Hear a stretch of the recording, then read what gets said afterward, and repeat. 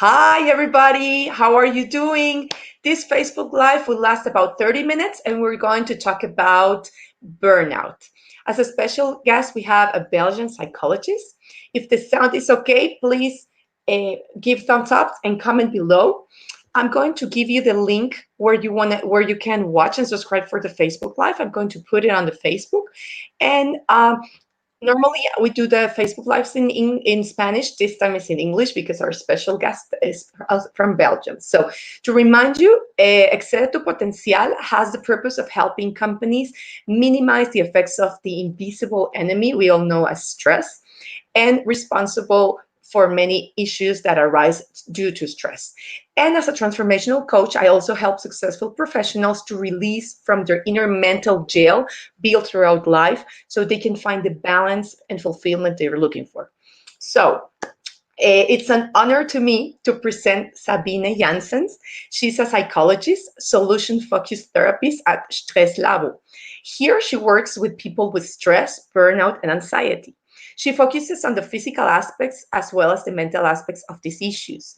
With a background in several active and passive relaxation techniques, she helps people to regain control over their lives. So, Sabine, could you please share something with our audience? It's a pleasure having you here again as a second time as a special guest. So, welcome. Thank you. It's really nice to be here again. It's great to spread more information about stress, about burnout. I think that everyone can use it, especially in these times. Yeah, I've also been making a video in my language, in Flemish, about how to deal with the stress and the worry that can come with these changes related to the coronavirus. And I think it's also very relevant for people that struggle with or have some signs of burnout, because now a lot of people have to stay at home or have a lot of changes in their work, changes with the kids that now have to stay at home. So it can add up or the load that you already have.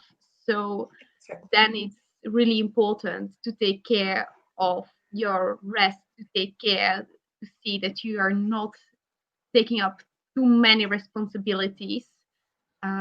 So we talked about some of the things that are important. One of the things is the structure for yourself, for the kids, so that family life remains sort of some kind of routine.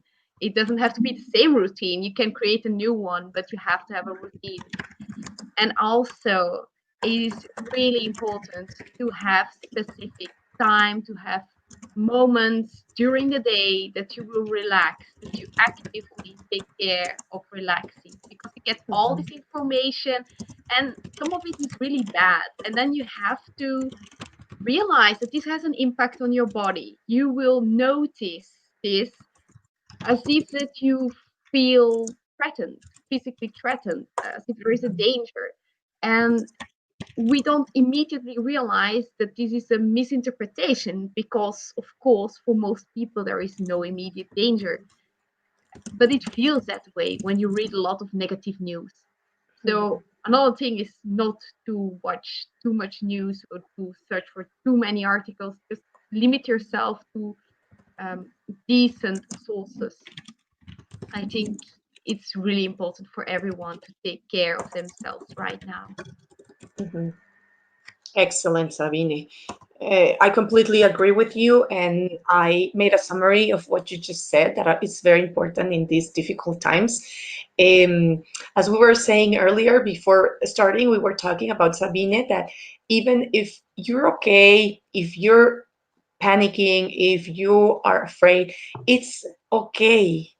Don't worry, it's okay, but you have to feel it. You have to accept the stage you're in at this moment, or if it's happening in an hour or in a day. But we cannot get stuck. We cannot, if we're panicking, we cannot get stuck in that place. If we're afraid, we cannot get stuck. And as Sabine was saying, we cannot continue having all this negative information, all these things that will increase our worry. So Mm-hmm. we have to watch out for that, and we have to think about all the learnings and all the good things of these situations that are coming to us and are bringing that this situation is amazing to really help us reflect in how is our life today and how can it be better, right, Sabine? Yeah, that's totally right. I had some people telling me this, that they never had the time to really reflect on what's important for them, and that right now, when they have more time because all events are cancelled, they stay at home and they realize that many things they would normally do they can't do right now, but they're not missing it that much. And the things that they normally take for granted, like visiting family, friends, now it's just not possible. And the positive thing is that we all realize that, these are the important things. And of course, now you have the opportunity to the people that are closest to you to really take care of them, Exactly. whether And it's to your share family special or moments. yes, or even friends. You just pick up the phone and you call them, you ask them how they are, and you share some useful insights and you reflect on what this means to you, because we are changing the way we're living, we're changing the way we're organizing ourselves. And if you keep doing the same thing again and again, you never have the opportunity to reflect, is this really what I want? And now everyone suddenly gets this chance, because most people, they are healthy at home and they just have more time. Exactly. Mhm. Exactly. Completely agree with you. And so this is very important that we take into account so to make the best out of this situation. And it's okay if we are afraid. It's okay if we feel panic, but don't get stuck there. Mhm. So, and the problem with this situation, if we are going to an extreme, it has to do as well with burnout. And I want to ask you guys from the audience, the people who are listening to us right now, what is burnout for you guys? Could you write down what it means to you? I want to know, to continue the conversation about it, but what is burnout for you? What does it mean in your life? Or if you have experienced it, if you're experiencing or know somebody that has or had. And Sabine, I want to ask you, who gets a burnout? Can you tell us a little bit more, like what kind of people who actually go into a burnout state? Actually, it's pretty funny because every time someone comes with me to burnout, I can play how do you say that, those people that read your tea leaves or something like that, Oh because I yeah, can tell yeah. them everything Uh, about their personality. also, And it's always a funny moment. they're like, you're a witch. I We're haven't the had mic. that comment yet, but they're generally surprised. I'm telling them, so you're a perfectionist, right? You like to do Mhm, things properly. You like to have them mhm, done on time. You mhm. actually always put other people ahead of yourself. So first you will take care of others, and then you will see if there's time left for you. If they ask you, oh, can you please do this? Or, I don't really know how this works, then you will be one of the first people to say, oh, okay, I'll help you, or take this out of your hands. I mean, I still have some hours this evening, and oh, well, maybe sleep is not that important to me. And I haven't had many people that said, no, no, no, absolutely not. I'm not like that. I always set boundaries. You don't hear I that. always set boundaries. I always say no when I know that I actually don't have time. When my boss comes with another project that's actually more urgent than the other one, I will, of course, say, yeah, but I'll finish this one first, right? And I will not just do all the projects in my free time. Uh, so many That's people, they're actually great people to work with, because they will do all the homework I give them. Yeah, that's the good thing because they're the perfectionists. They get the Yes, job done. They they don't commit mind time. getting more and more. So, of course, what kind of people gets a burnout, people that are hardworking, that love their jobs. I mean, um, always when I have someone with a burnout at some point in their career, their job was their life. They really took pride into doing it properly. It's more than just work, it's their way of life.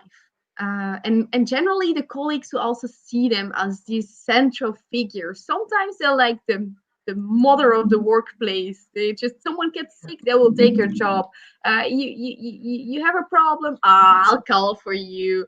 And you know, it's that go into the extreme. But before burnout, people will not always recognize this. So they will just say, oh, but this is normal, right? I mean, they're my colleagues and I like them, so I want to help them. And they don't see that this is, um, more than is necessary. Of course. Generally, I mean, of course, you can have work overtime once or twice, but people at risk for burnout, they generally never leave on time. They take their work with them. And the moment they start to think maybe something is wrong is the moment that they can't fall asleep because they're still thinking about that project. The moment that they realize that they forgot disappointment, and they never forget things ever normally. I Never. mean, they're like that. They're like, oh no, I don't need an agenda. I remember everything. Yeah. And then they're offended when they're not able to do that, and have to use an agenda. Exactly. I make a bit of a caricature out of it, but I can assure you, 9 times out of 10, my clients at least, I don't know, they they recognize themselves in almost each and every item. Yeah. No, I believe you. You know, and Mari Carmen Minera, thank you for being here, Mari. She says Hmm. burnout arrives when you have difficulty to prioritize and do not have, like you said, boundaries. Yes, yes. Yeah. Priorities are a central point in this. Generally, the risk for burnout comes when everything on your to-do list looks as important. While a healthy to-do list, it consists of two, three important items, and the rest is, well, if I get there, it would be nice, or maybe I'll ask someone else to do this because I don't think I will have the time to do that. Or even, Mhm. yeah, I thought I had more time, but maybe I will just not be able to do this project. Exactly. We have a tool for that. It's called the Eisenhower schema. I don't know if you Eisenhower schemer. No, use that no. one. It's with A, B, C, D. And then, A is for it's important and urgent. And for people at risk for burnout or in burnout, everything is an A. Um, then you've Mhm. got the B. It's like, okay, it's urgent but not that important. And you've got the C, where you say like, okay, so it's I'm getting confused if I don't write them down. But basically, you've got these two scales on importance and urgency. And well, if it's important and urgent, you should do it yourself. You should do this at the beginning of the day if possible. If it's Mhm. urgent but not important, you try to delegate it to someone else. Mhm. And if it's not urgent and not important, except if you really enjoy it, just, you know, ignore it. Ignore it. Some other Especially time. for another time, especially now in these times of change. I mean, no one will Mhm. notice. They will not Yeah, notice. it can wait. It can wait. It's not the end of the world if you don't do that, if it's not urgent. It is not. It may feel like it's the end of the world if you don't finish that entire list. But I mean, I've got lists of people Mhm. that got into a burnout. They had to just quit all these things, and somehow the workplace continues. Not one company has collapsed because of burnout. One burnout. Okay, if everyone is a burnout, of course, it's different. But No, the feeling is no, generally everything will just fall apart if I don't do these things. And it doesn't you know, happen. it just Business doesn't as happen. usual, as they say in Yeah, English, business as usual. The yeah, business continues without any issues. It's yeah, it's each of us in our heads that actually create all this craziness, right? exactly. And tell me something, Sabine. What causes the burnout? I mean, you've been talking a lot about the people, but and about not prioritizing, but what would be the tipping point, or what would be, is it when, as Mari was saying, like you cannot handle it anymore, or is it more that there's always one thing that kind of like gives rise to everything, right? What normally causes it? It's actually embarrassingly simple. It's the environment. You know, someone with these personality traits, Mhm, when other people take care and you know help prioritize or just create a context where they support you, they thank you for the work you're doing, you get some liberties to, you know, shift a little or to do it your own way. This is good. And quite often these people, they work for years and they're prized employees. They're really mhm, very important for their employers because they work very well. Uh, mhm, Quite often they change their changes because of another boss or something else that happens at the workplace, and then suddenly they don't get the same level of control themselves, or they don't get appreciated. It's not the mhm. load of work per se that's important, but it's, you know, you have to get something in return. Um, Exactly.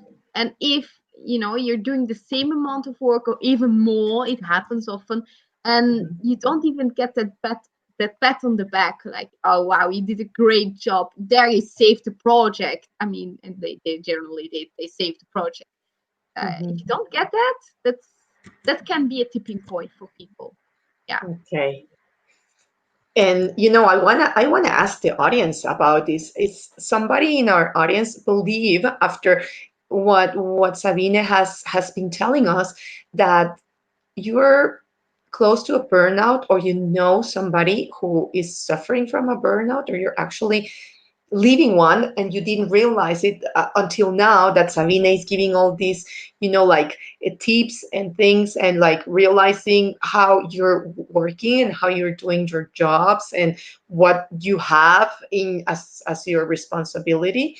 Can the audience share with us, how are you experiencing this? And if you set boundaries, and boundaries, I'm not referring to, I don't want to do the job, so I say no. No, I'm saying I have enough. This is my responsibility, and I respect myself, and I respect the rest of the company, that I can do my job well if I have this. But if I have this, I'm not respecting myself, and I'm not respecting the company, because I'm not going to do the job as good as I could, because it's way too much. So in that sense, I'm saying it, the boundaries, that we have to know our limits, and it's good and it's healthy. And in saying this, Sabine, what tell us, while people share with us, what are the consequences of burnout? Yeah, so of course, the consequences are the reason people generally come to me. They notice a lot of things. They notice that they are exhausted. They don't have any concentration anymore. They're actually not able to do the job anymore. Really, a burnout, at the moment that you get to that point, uh, you get a huge loss in productivity. You can Mhm, also quite often they come after their general practitioner has sent them to me and mhm, said like, oh, I don't know what it is. Maybe he or she is depressed because uh, they were crying and they were just so emotional. And that's another thing. People get very emotional. They get um, they don't know how to handle things like they used to. Generally, those people, they have never cried or they've never gotten angry, and suddenly they got outbursts of anger, or they got uh, intensely sad. They don't know what to do anymore. Of course, it is quite different from a depression, because you're Mhm. not actually thinking, oh, why am I doing this? I should just, you know, forget it all and just not do anything. No, these people, they just want this one solution that will help them to continue working. They always Mhm. come like this, and then they have to accept that they will have to rest for a while. Um, if you really get into a burnout, it takes uh, at least a month or two to get back to the point where you can start to work again. Yes, at least sometimes longer. Of course, these people, they always get out of a burnout in a stronger and healthier way, because it's like that. If you get confronted with some of your habits that are not healthy for you, and you take them under the loop, you look at what would I actually prefer instead, and you actively work on that, you will of course get something better. And if you're lucky enough to notice this in advance, to notice, actually, I feel like I'm on the verge of a burnout, and you make some changes at that point, well, that's the best thing, because then you can change your way of doing things, and you don't have to go through being at home and having to sleep a lot and not feeling like going outside. Um, Mhm. so yeah, and That's great. you can feel it. But generally, people ignore it because they think, oh, but it's just this project. If I just continue for a few more weeks, I'm sure things will become more calm. Mhm. And yeah, Not I really. many people have been saying that, and it until now I haven't had one person where this worked.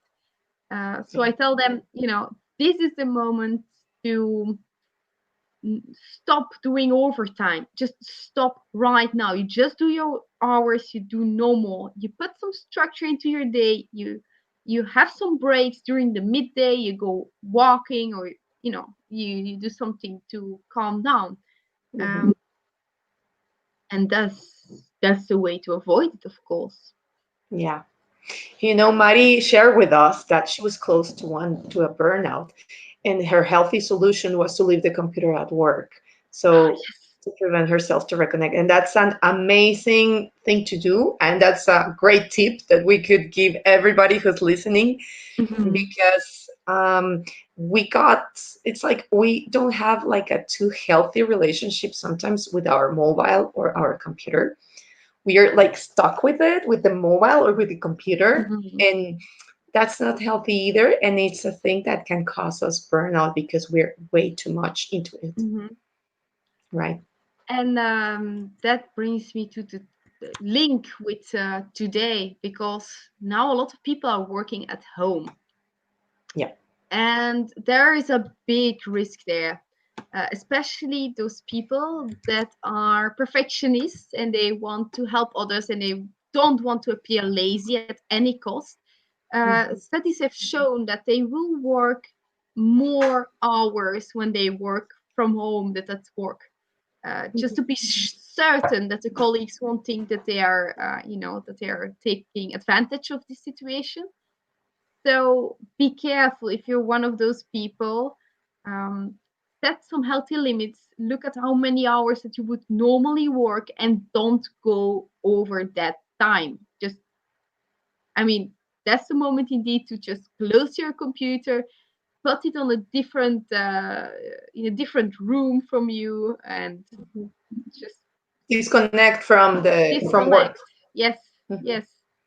And uh, the things you can do then, because if you don't have a list of things to do, it's very tempting to say, oh, but I still have energy, I will continue a bit.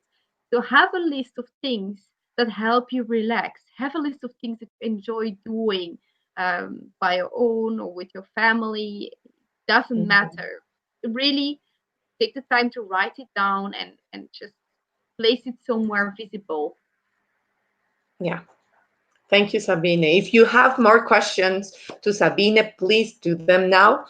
We are talking today about burnout with Sabine Janssens. She's a Belgian psychologist.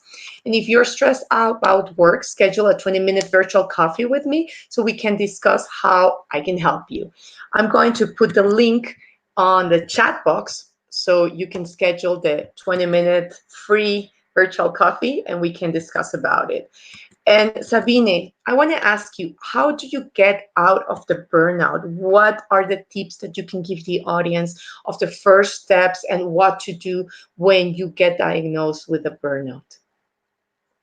Okay, so the first step, and this is also the most difficult step, is to accept that you have a burnout.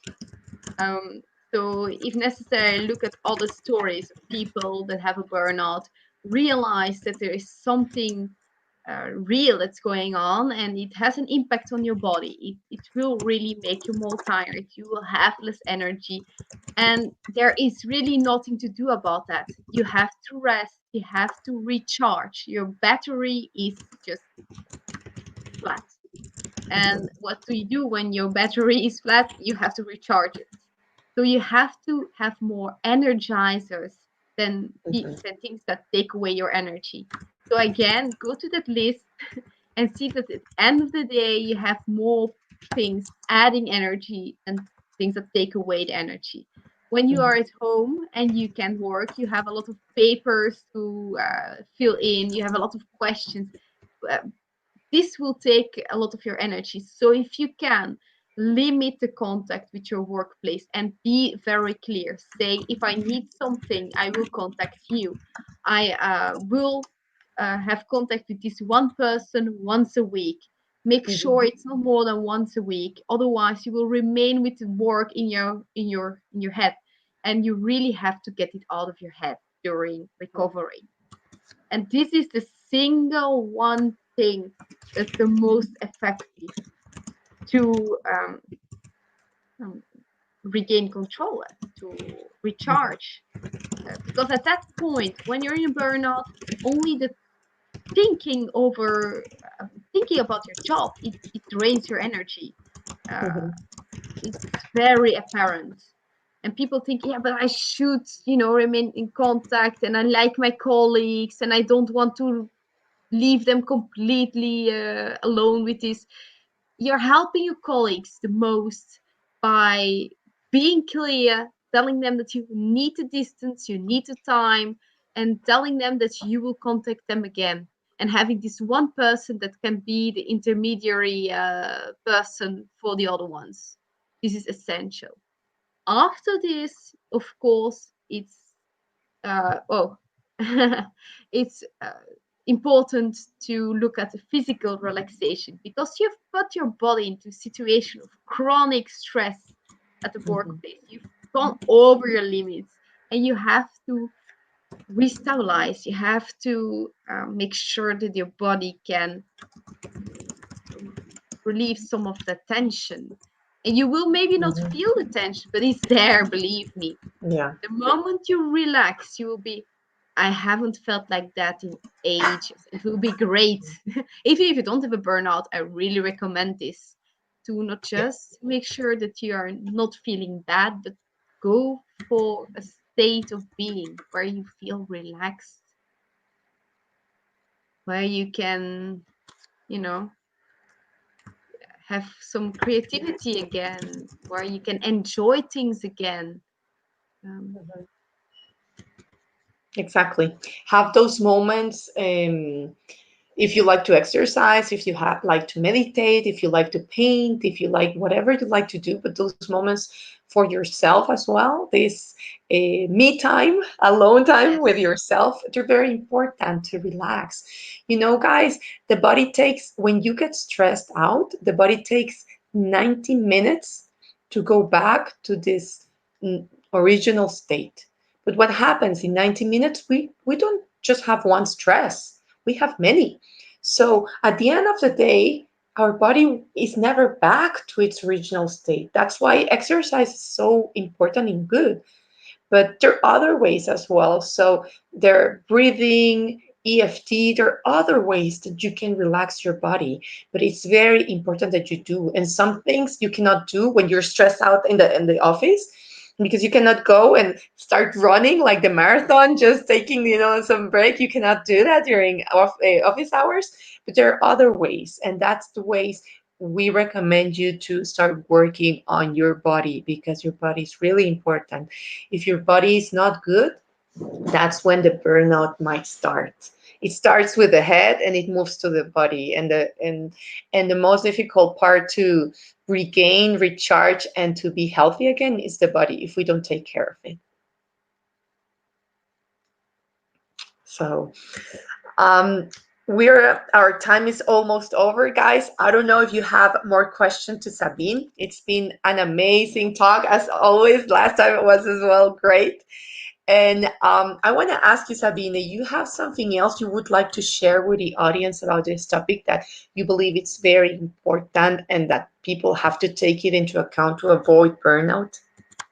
Yes, actually, there is one thing that I think everyone should do regularly, and that is to watch their breathing. Have a good, calm breathing where you breathe out longer than you breathe in. Because if your breathing is calm, then your body will start to relax automatically. This is the single most effective way to calm down quickly. And you can do it at the workplace, so it's perfect. Hmm. Yeah, I always tell my clients that if you're going to have a stressful meeting, to do breathing exercises before the meeting and after the meeting. Because if you do it before, you come with a different mindset into the meeting, and you Mhm. you first you are in a more positive environment with yourself and with the people, and people will feel it. And Yes, after, if it was too strong, then you don't start getting into fights with other people, because you're already stressed out and maybe angry because that meeting didn't go well, or a bad email, or a notification, or a phone call that you're like, breathe. Do breathing exercises. It's hmm one of the most, it's free and it's really effective. exactly. So thank you, guys. Nina said great session. Thank you too. Thank you, Nina, for being here. As always, Sabina, it's a pleasure to have you here. I want to thank the audience for the participation today. Remember, this Facebook Live remains in my profile, open to the public, so you can see it anytime for those of you who join later, or if you want to share it with people who would benefit from it. My name is Ana Stephanie Munoz. I'm a transformational coach focused on stress management, and this is Sabine Jansen, Belgian psychologist. Uh, Sabine, I don't know if you want to say final words to our audience before we say goodbye. Well, thank you for taking the time to learn about this and to relax. It's a very good thing to do. And thank you for spreading this information to everyone and having these amazing questions and creating this environment. No. Thank you, Sabine. So have an amazing week. Take care, and work on yourself and reflect. Reflect on your life, reflect on what you want. I have a very nice surprise for you guys next week, so stay tuned. It's going to be in Spanish for those of you who don't speak Spanish, but stay tuned. It's going to be amazing in a week's time. So take care and have an amazing week. Bye bye.